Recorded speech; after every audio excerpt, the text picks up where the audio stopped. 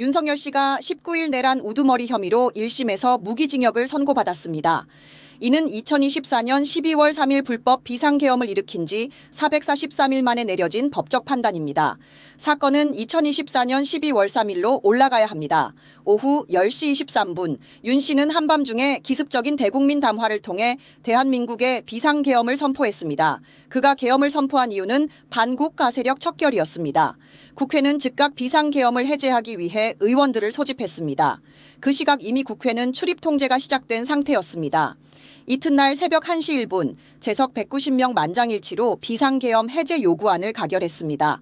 이후 12월 14일 국회는 찬성 204표로 윤 씨에 대한 탄핵안을 통과시켰습니다. 윤 씨는 헌정사 처음으로 현직 대통령으로서 체포, 구속, 기소, 파면됐습니다. 그러다 지난해 3월 7일 중앙지법은 윤 씨에 대해 구속 취소를 결정하며 윤 씨는 석방되기도 했습니다. 2025년 4월 4일 헌법재판관 8명은 전원일치 의견으로 윤 씨를 대통령직에서 파면했습니다. 윤 씨의 내란 행위를 규명하고 단죄해야 한다는 여론이 높아진 끝에 2025년 6월 내란 특검이 출범하게 됐습니다. 특검은 지난달 13일 윤 씨에게 사형을 구형했습니다. 뉴스토마토 유근윤입니다. 윤석열 1심 선고 이어가도록 하겠습니다. 앞선 두 코너에서는 직연 재판부의 판결문 자체에 대해서 이해할 수 없다는 반응들이 대부분이었습니다. 3부에서는 좀 더 다른 면에 한번 주목해 보려 합니다. 윤석열 씨는 헌정사 처음으로 현직 대통령 신분으로 체포됐고 구속됐으며 기소됐습니다. 시대착오적인 비상계엄은 시민과 국회에 저지되었고 국회의 탄핵소추와 헌법재판소의 파면 선고를 통해 윤석열을 합법적으로 대통령직에서 물러나게 했습니다. 그리고 마침내 어제 법원의 1심 선고까지 대한민국 윤석열의 친위 쿠데타를 평화적으로 저지 심판했습니다. 그야말로 대한민국 민주주의의 승리로 볼 수 있는데요. 관련해서 김필성 변호사 그리고 유근현 뉴스토마토 기자와 얘기 나눠보겠습니다. 두 분 안녕하세요. 네, 안녕하십니까. 네, 안녕하세요. 앞선 두 코너에서 이제 출연하신 분들이 다들 좀 격앙이 됐어요. 어제 그 선고 형량도 이해를 못하겠거니와 무엇보다 판결문, 사실관계조차 제대로 적시하지 못했다. 봐주기 재판이었다. 역시 직연 재판보다 이런 내용이 줄을 이뤘단 말입니다.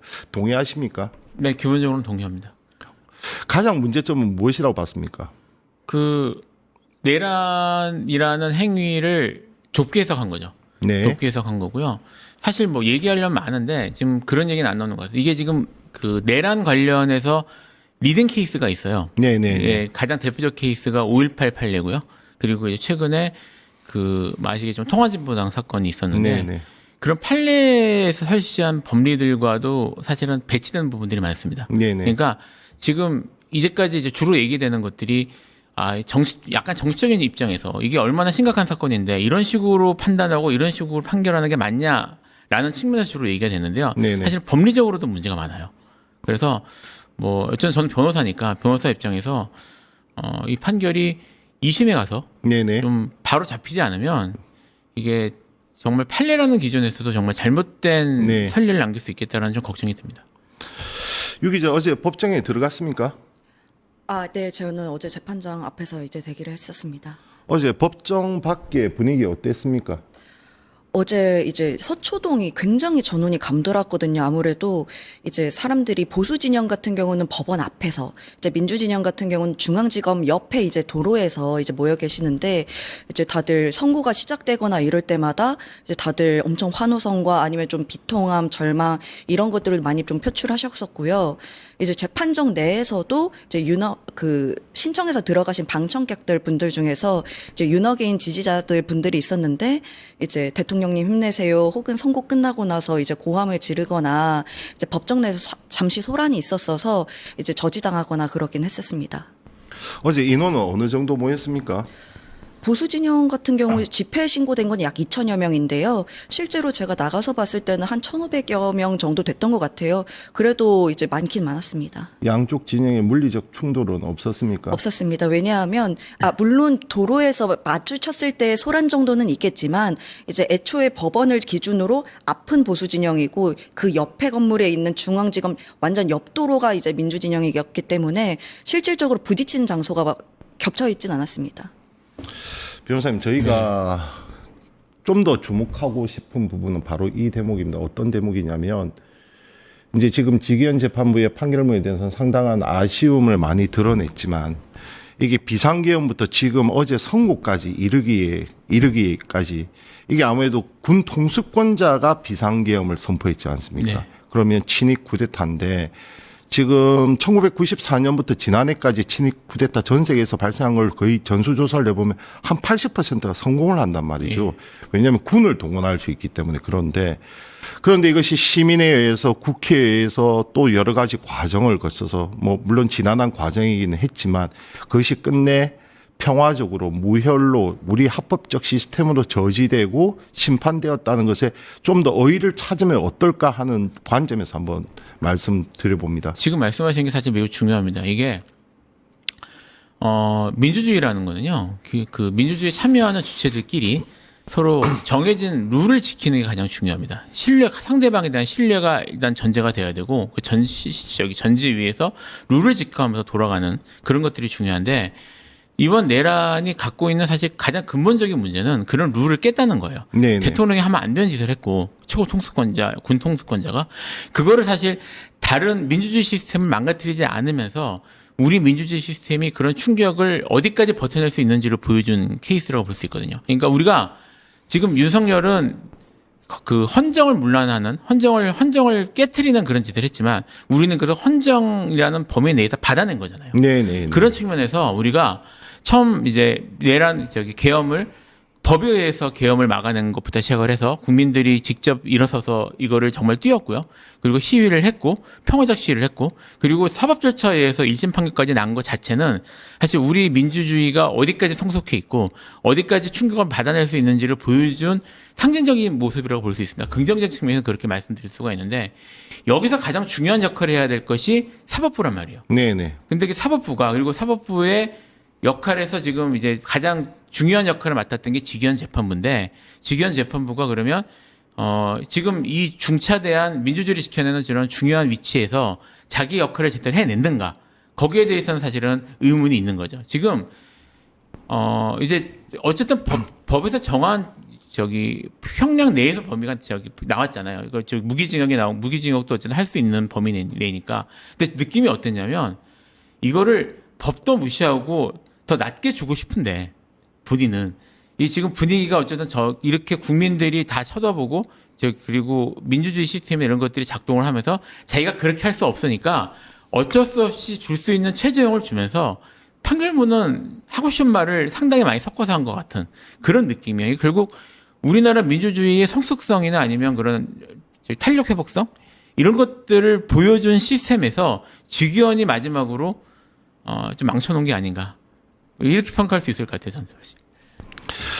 어제 선고 직후에 특검 입장은 나왔습니까?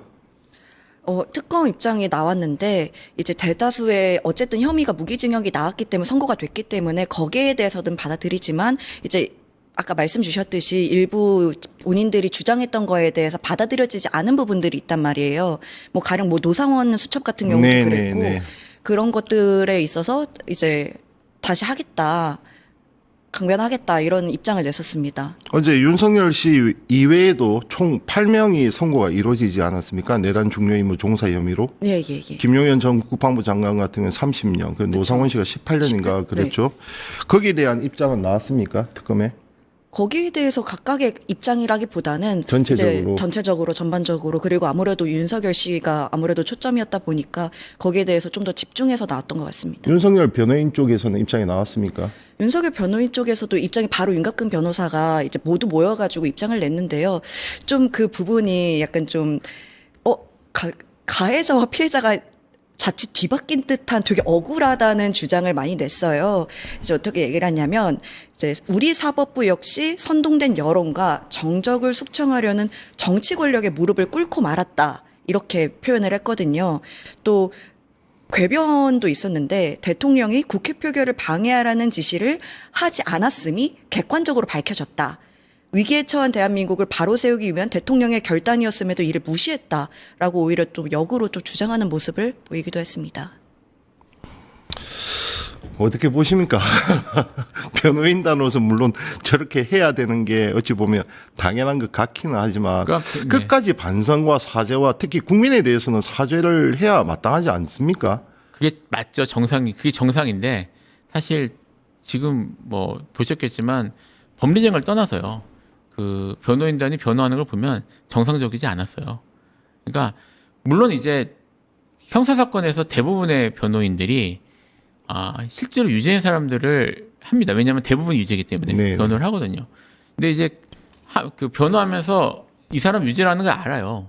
아는 경우에도 변호를 하는데 왜냐하면 유죄인 사람도 변호를 받을 권리는 있으니까. 그럼요. 네. 근데 그런 식으로 하진 않죠. 이게 하면서 피해자를 모욕하고 뭐 일반적인 사건에서도 모욕하고 내가 잘못한 게 뭔데 이런 식으로 변호하는 경우는 변호인도 그렇게 안 합니다. 그러니까 변호의 한계라는 게 있는 건데요. 근데 지금 이 사건은 모르겠습니다. 이게 자기들이 끝까지 잘했다고 주장을 하는 것이 정치적으로 필요하다고 판단해서 한 건지 모르겠지만 사실 일반적인 기준에서 변호인의 변호권이나 변호의 한계를 확실히 넘어선 변호였죠. 윤석열 씨 이외에 김용현, 뭐 노상원 등등 내란 중요임무 종사 혐의 이들에 대한 선고 형량은 어떻게 보셨습니까? 여전히 낮죠. 이게 지금 이제 법리 이야기를 조금 하면 제가 판례가 안 맞는다고 말씀을 드렸잖아요. 네네. 예, 거기 중요한 포인트 중에 하나가 뭐냐면 폭동에 대한 내용이에요. 지금 직위원은 이제 합동범이라는 표현을 여러 번 사용했던 걸로 지금 기억을 하는데 그 폭동의 범위를 매우 좁게 해석했습니다. 근데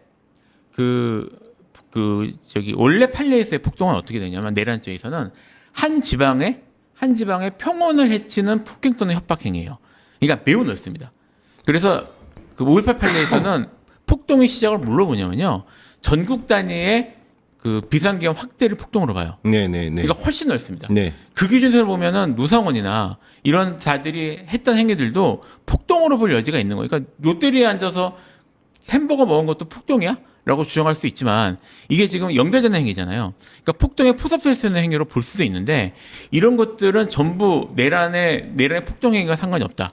그리고 거기에 모이는 사람들이 그런 얘기한 것들이 이제 국헌문론의 목적이 있어야 되는데 거기서 얘기하는 것들이 사실은 노상원 수첩에 이슈가 된 게 거기에 나온 내용들이 충격적이어서인데 네네. 이런 내용들이 국헌문론의 목적이 아니다라고 판단했기 때문에 이 사람들을 무죄로 한 거란 말입니다. 그리고 노상원 수첩의 이런 다른 사람들에 대한 평가들도 그런 것들이 반영이 더 낮아진 거라고 볼 수 있어요. 네네. 그러니까 법리적인 판단에 있어서 기존 리딩 피스가 되는 5.18 판례보다 훨씬 좋게 해석을 했고 그렇기 때문에 양이 낮아서 밖에 없었던 거죠. 참고로 전두환의 내란 같은 경우에는 네네.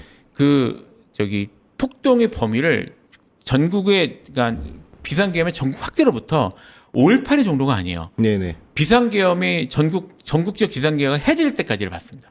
그러니까 비상계엄 전체를 전부 내란의 폭동으로 보고 그 이유가 뭐냐면 비상계엄 도중에는 언제든지 군을 동원해서 뭘 할 수 있다는 거예요. 그런 위험이 상존하기 때문에 국민들이 위협을 느낀다는 겁니다. 그 폭동으로 봤거든요. 네. 그러니까 사실 이런 케이스로 기준을 본다면 이건 친위 쿠데타잖아요. 제가 네네. 개인물 사견이라는 걸 전제로 말씀을 드리면 저는 요 기준에서 보면 폭동은 적어도 그 내란을 하겠다고 그러니까 계엄을 선포했을 때부터 윤석열이 탄핵으로 더 이상 국군 통수권을 더 이상 행사할 수 없을 때까지로 받는 입장이었어요. 저는. 네네. 뭐 이거는 사람마다 생각이 다르지만 네. 그렇게 넓게 보는 게 원칙인데 이거를 아주 좁게 봐서 그때 당시에 어떻게 움직였는지 그것만 지금 보는 걸로 그리고 군을 중심으로만 봤잖아요. 이건 판례도 어긋나요, 사실. 말씀드린 거죠. 법리적으로 문제가 있는 거죠. 유 기자, 어제 내란 수기 혐의, 내란 우두머리 혐의 가장 본류 재판에 대한 1심 선고가 있었습니다. 그 외에 지금 재판이 여러 건이 진행되고 있죠. 네, 그렇습니다. 이제 윤석열 씨 같은 경우는 8건의 형사 재판이 있었고 네. 그중에 2건에 대해서 지금 유죄 선고가 나온 건데요. 어떤 건이었죠? 그 공수처 체포영장 집행방해 건이랑 네. 어제 이제 그 내란 재판관이었는데 체포방해도 유죄로 나왔는데 그때 선고 형량은 어땠습니까? 5년이었습니다. 네, 네. 5년이었고 이제 그러니까 남은 6건에 대해서 지금 1심이 진행 중이거나 진행될 예정인데요. 네, 네. 이제 평양 무인기 침투 관련 혐의, 그리고 한덕수 전 국무총리 재판에서 위증한 혐의, 그리고 명태균 무상 여론조사 건 등은 이제 아직 진행은 안 됐지만 이제 진행할 예정입니다. 자, 2심부터는 이제 내란 특별 재판부에서 다루게 되죠. 네, 어떠한 그렇죠. 차이점을 기대할 수 있습니까? 사실 뭐 저기 법적 절차로서는 같은 판사들이 하는 결국은 그 법원의 그 판사들이 하는 것이어서 네. 뭐 이것 때문에 더 나아질 거라고 말하기는 좀 어렵긴 합니다. 근데 네네. 어쨌든 좀 법대로 판단하는 판사. 저는요 이게 물론 이제 뭐 저기 지금 이 법원이 뭐 역사적인 또는 정치적인 이런 것들을 사실 안고 가는 건 맞아요. 결국은 그렇게 역사적으로 해석이 되겠죠. 하지만 지금 제가 말씀드렸던 것처럼 법리적으로도 안 맞는 판결이거든요. 그러니까 좀 법대로 제대로 판단을 하고요. 그리고 이게 법대로 판단을 하면 저는 사실은 사형이 나오는 게 맞다고 생각을 합니다. 네, 양형에 있어서. 이게 그 정말 아슬아슬했어요. 거기 있는 그 수많은 군인 중에 단 한 명이라도 총을 쐈으면 실탄을 발사했으면 그러면 아마 대학살이 벌어졌을 겁니다. 그럼요. 네, 그건 사실 거기에 대해서는 의문의 여지가 없거든요. 네. 근데 그게 거기 있는 투입된 군인들이 스스로 초인적인 그런 자제력을 발휘를 하고 그리고 국민들이 몸을 던져서 막았다는 것 때문에 이것 때문에 피해가 확대가 되지 않아서 이 이익을 윤석열이 본다는 건 말도 안 돼요. 그러니까 이런 것들에 대해서 제대로 법대로 판단할 수 있는 사람들이 들어와서 판단했으면 좋겠습니다. 그러니 저도 어제 그 사실관계는 참 이상했던 것이 마치 윤석열이 물리력을 자제한 것처럼 얘기를 했는데 수많은 증언들에서 윤석열은 무력을 써서라도 국회의원들 본회의장에서 끌어내라고 계속해서 그렇죠. 지시를 했었고 오히려 물리력을 자제한 것은 지시에 의해서 동원된 군이었단 말이죠. 그들이 과연 실탄을 쏘거나 아니면 정말 우리 예전 광주처럼 뭐 총이 개머리판 이걸로 누구라도 후두라도 가격을 했으면 바로 정말 엄청난 사상 피해로 이어지지 않았겠습니까? 그런데 마치 윤석열이 물리력을 자제한 것처럼 표현을 해서 그 부분에 대해서는 정말 저도 의아하게 받아들였습니다. 그러니까 사실 지금 뭐 총체적으로 그러니까 어쩔 수 없이 무기징역한 거 외에는 총체적으로 문제가 많은 판결입니다. 바로 잡아야 됩니다. 이건. 마지막 질문입니다, 변호사님. 지금 앞서 우리가 내란 관련해서 세 개의 재판을 받지 않습니까? 그러니까 첫 번째가 한덕수 선고, 그다음에 두 번째가 이상민 선고, 그다음에 이 본류인 어제 윤석열 선고까지. 물론 각각의 법원이 독립성은 다 갖고 있지만 너무나도 괴리가 있어서 받아들인 국민적 입장에서는 혼란이 있을 수가 있습니다. 물론 12.3 계엄을 내란으로 규정한 것에 대해서는 세 법은 다 일치했지만 판결문 하나하나 뜯어본다든지 아니면 구형에 따른 선고라든지 보면 새 재판부가 다 색깔이 달라서 이걸 어떻게 봐야 될지. 아직 법원이 저는 오히려 지금 제가 이제 계속 리딩 케이스가 5.18이라고 말씀을 드리는데요. 그 당시보다 전체적인 법원 분위기가 더 보수화되고 그리고 더 기득권화된 게 아닌가라는 생각이 사실 좀 들었습니다. 이게 이진관 재판장이 지금 칭송을 받고 있는데 네네. 그분이 법대로 한 거예요. 그러니까 그분이 무슨 무슨 의지나 이런 걸 갖고 한 게 아니고요. 법이 판례대로 판결하면 그렇게 판결이 맞습니다. 네네. 아까 말씀드렸던 것처럼. 근데 지금 이진관 부장 제외하고 다른 사람들은 전부 사실 이거 어쩔 수 없이 판결은 하는데 이게 나는 그렇게까지 나쁜 짓을 생각하지 않아라는 걸 너무 이렇게 티내고 있으니까. 그러니까 사실 법원이 법대로 판단하지 않는 거 아닌가? 저는 특히 법률가로서는 그런 생각을 할 수밖에 없는 것이고요. 가장 큰 걱정은 대법원이에요. 네네. 이게 제가 이제 각 다른 방송에서 얘기한 적이 있는데 이게 만약에 전체적인 법원의 기조면 그리고 지금 제가 법대로 판단을 안 했다고 그랬잖아요. 이거 올라가면 이걸 유지하려면 판례 변경을 해야 되거든요. 네네. 근데 올라가서 전원합의체에 붙인 다음에 전원합의체는 판례를 뒤집을 수 있습니다. 이게 판례를 뒤집는 김에 전부 다 무죄로 만들 수 있어요. 이제까지 제가 지금 얘기하는 건 기존 판례 갖고 얘기하는 거거든요. 네네. 근데 기존 판례 다 의견 변경한다. 뭐 이런 걸로는 내란으로 볼 수 없다라고도 무죄할 수도 있어요. 저는 여전히 그럴 위험이 있다고 봅니다. 그러니까 사실 이게 지금 1심 이제 직위원회 계속 주목을 했고 이제 이번 2심 판결이 주목을 하겠죠. 하지만 이 전체적인 그 내란에 대한 판단에 대한 주목은요 사실은 그래서 지금 조희대 대법원장이 어떻게 하는지를 봐야 돼요. 마지막까지 경계심을 놓지 않아야 되겠습니다. 놓지 않아야 됩니다. 네, 지금까지 김필성 변호사 그리고 유근용 기자와 함께했습니다. 두 분 감사합니다. 감사합니다. 네. 유튜브 구독하고 실시간 채팅과 댓글을 남기시면 매일매일 7,000TTCO를 드립니다. 참여 방법은 통통물 어플을 다운로드하고 회원가입과 로그인을 해주세요. 마이페이지에서 나의 회원 고유 번호를 복사해주세요. 유튜브 구독 후 실시간 채팅이나 댓글창에 고유 번호를 한 번만 입력하면 준비 끝! 지금 유튜브 채팅과 댓글 쓰기 참여하고 7,000TTCO 받아가세요.